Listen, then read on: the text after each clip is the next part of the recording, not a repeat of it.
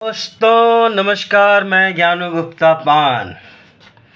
तो आइए लोकसभा के इस महाकुंभ में देखते हैं। अब बचा है आखिरी चरण, 7वां चरण। और इस बार 7वें चरण में जो चुनाव हो रहे हैं ये आखिरी चरण है। और इस चरण में 57 सीट 57 सीट पर चुनाव होने वाला है। और ये 1 जून को, इसमें बिहार में भी कुछ सीट अभी बाकी है। 8 सीट जो है बिहार में अभी होने जा रहा है 1 जून को। तो इस 8 सीट में कौन कौन से सीट हैं मैं बता दूं। नालंदा है, पटना साहिब है, पाटलिपुत्र हैं, आरा, बक्सर, सासाराम, काराकाट और जहानाबाद। ये 8 सीट बचे हैं बिहार के। और 1 जून को इसका फैसला होना है, ईवीएम में कैद होना है।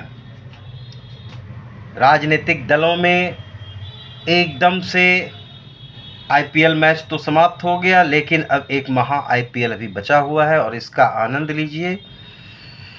एकदम इंटरेस्टिंग और मज़ेदार यह चुनाव, ये 2024 का चुनाव, ऐसा चुनाव पहली बार मैंने देखा और आप लोग भी देख रहे हैं। तो बिहार में जो सीटें हैं इसमें बहुत सारे ऐसे हैं जो काफ़ी हॉट सीट है। पाटलिपुत्र और पटना साहिब है। और सबसे ज़्यादा जो हॉट सीट बन गया है अभी काराकाट। काराकाट में आप देख रहे हैं कि वहाँ पर एक भोजपुरी फिल्म इंडस्ट्री से कलाकार पवन सिंह उपेंद्र कुशवाहा के पीछे लग गए हैं। उपेंद्र कुशवाहा लगातार वहाँ से जीतते आए हैं और इस बार वो फंस गए हैं एक नौजवानों के टीम के साथ। खड़ा है वहाँ से पवन सिंह आप देख रहे हैं कि लगातार ज़ोरदार प्रचार उनका चल रहा है। माहौल पूरा गर्म है वहाँ पर। और काराकाट सीट जिसे मैं भी शायद नहीं जानता था, और इस बार पूरी तरह समाचार पत्रों में, मीडिया में छाया हुआ है काराकाट सीट। पूरे देश में 57 सीट में बहुत सारे ऐसे हॉट सीट हैं जो इस आखिरी चरण में, प्रधानमंत्री जी का भी जो है वाराणसी का सीट, वहाँ से चुनाव है 1 तारीख को। और बहुत सारे ऐसे सीट हैं जैसे मंडी में कंगना रनावत का भी एक हॉट सीट बना हुआ है। गोरखपुर से रवि किशन बने हुए हैं, ये भी एक हॉट सीट है। पटना सिटी में हमारे रविशंकर हैं, पाटलिपुत्रा में मीसा भारती है और काराकाट में पवन सिंह हैं।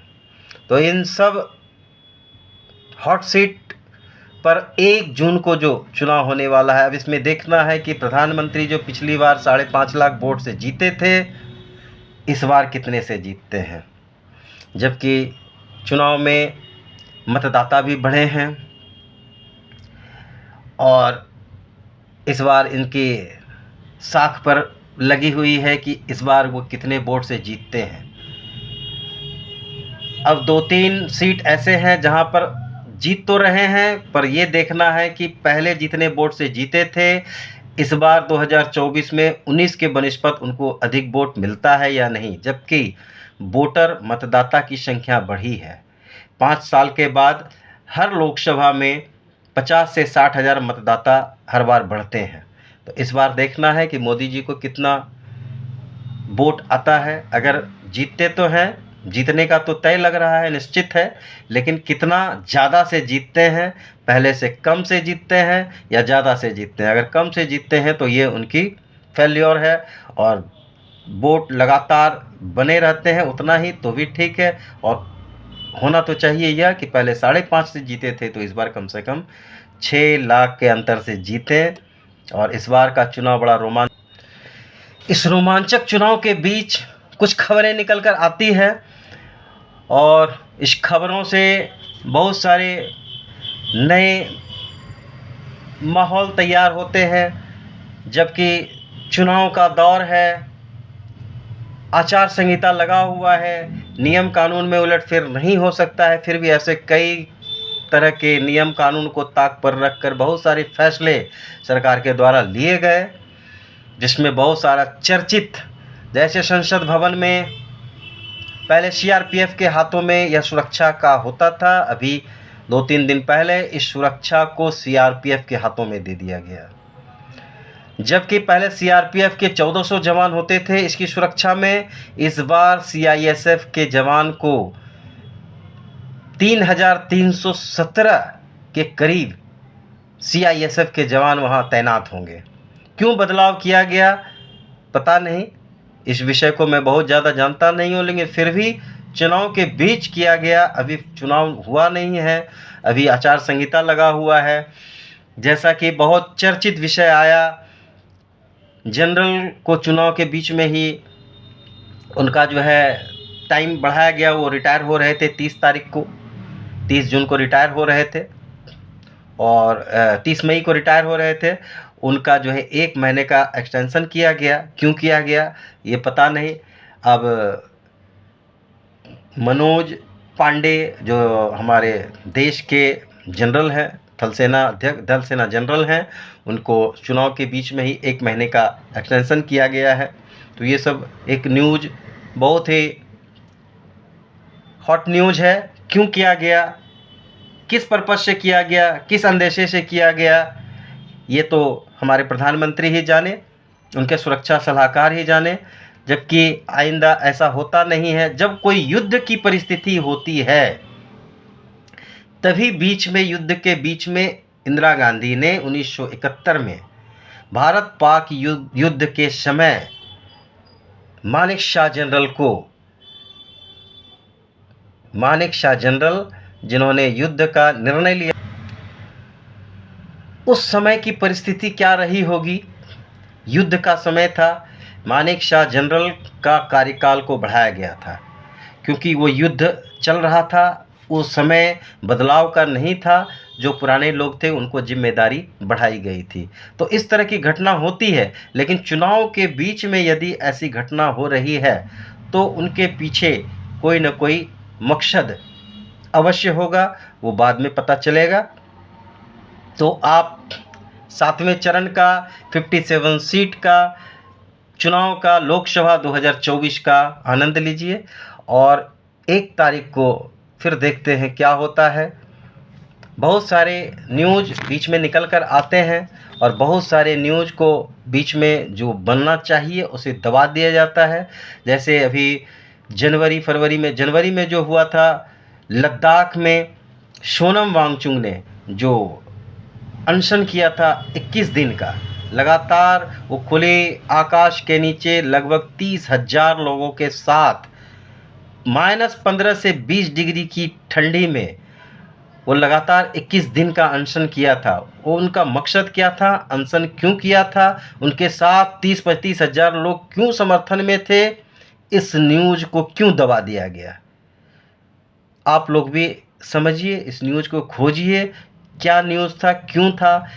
लद्दाख में ऐसे नियम कानून क्यों नहीं बनने चाहिए कि लद्दाख का लोग वहाँ डीएम बने, एसपी बने, क्यों ना बने।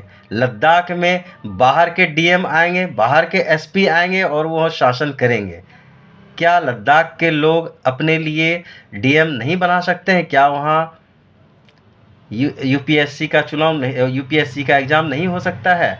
क्या लद्दाख के लोग इतने पढ़े लिखे नहीं हो सकते? क्यों नहीं हो सकते? वहाँ जैसा कि सोनम वांगचुक ने नए नए आविष्कार कर नए नए स्कूल बनाए, वहाँ पर जो दूसरे के विद्यालय में जो फेल हो जाता है उसे उसका एडमिशन वांगचुक अपने स्कूल में लेते हैं। अभी भी गरीब लोगों का बिना पैसे, बिना कोई चार्ज लिए उसको पढ़ाया जाता है। उसको जो 5 क्लास का बच्चा होता है वो यहाँ के इंजीनियर के बराबर का जानकारी रखता है। ऐसे स्कूल सोनम वांगचुक ने बनाए, जबकि बर्फ़ का शंकु आकार उन्होंने एक ढांचा बनाया जिससे गर्मी में वो पीने योग्य पानी का वो वर्ल्ड में पहला आविष्कार था उनका। सेना के लिए वो उन्होंने शामियाना बनाया, जो कि 15 से 20 डिग्री की ठंडी में भी सेना वहाँ रात में रहती है और वो जो है 20 से 25 डिग्री का आनंद लेती है। तो ये सब सोनम वांगचुक ने किया और उसके साथ वहाँ की पब्लिक है, पूरा लद्दाख सोनम वांगचुक के को मानती है और उसकी कहे बात को सरकार को सुनना चाहिए था, नहीं सुनी। उसके न्यूज़ को भी दबा दिया गया, उसकी किसी भी फ़ोटो को वायरल तक होने नहीं दिया गया। यह प्रयास क्यों किया गया, क्यों दबाया गया, आप लोग सोचिए। और वह सब बात समझकर इस लोकतंत्र की स्थापना के लिए 1 तारीख को फिर से बटन दबाइए। फिर भी 57 सीट का अभी मतदान बाकी है, बहुत सारे परिवर्तन होने चाहिए। मैं ज्ञानू गुप्ता पान ज़्यादा नहीं बताऊंगा, लेकिन इस चुनाव का आनंद लेते हुए मैं आप लोगों के सामने रहता हूं और सारी बातें रूबरू कराता हूं, जो मैं जानता हूं आपको बताता हूं। नमस्कार, धन्यवाद।